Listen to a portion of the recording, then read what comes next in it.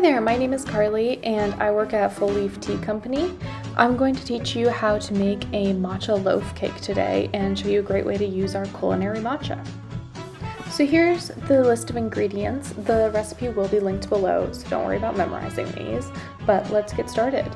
So we're going to start with some flour and some of our culinary matcha, which is perfect for baking and one of our cheaper matcha options, but is still a really high quality Japanese premium matcha.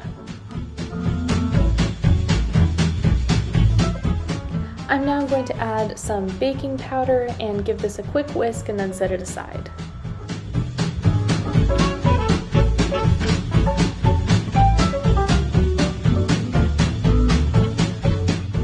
In a second bowl, I'm going to add in my softened butter and then my sugar and give those a good whisk to cream them together.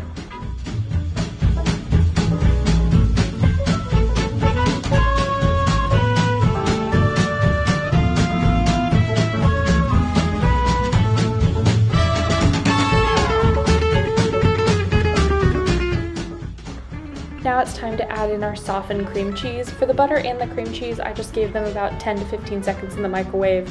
You don't want them fully melted, but just lightly softened so that they're easy to whisk in. I added in my vanilla, and then I'm going to add one egg at a time, whisking after each. Next, I'm going to add my dry ingredients into my wet ingredients and fold those in gently with a spatula until just combined.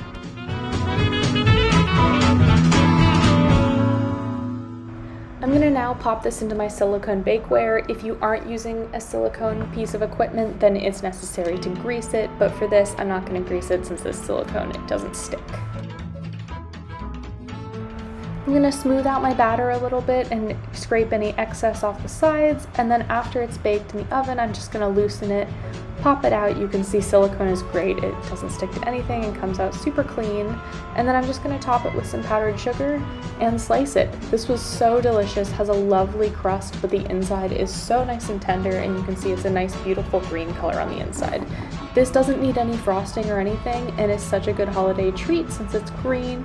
It's a great way to use some cheaper matcha, and I hope you enjoy.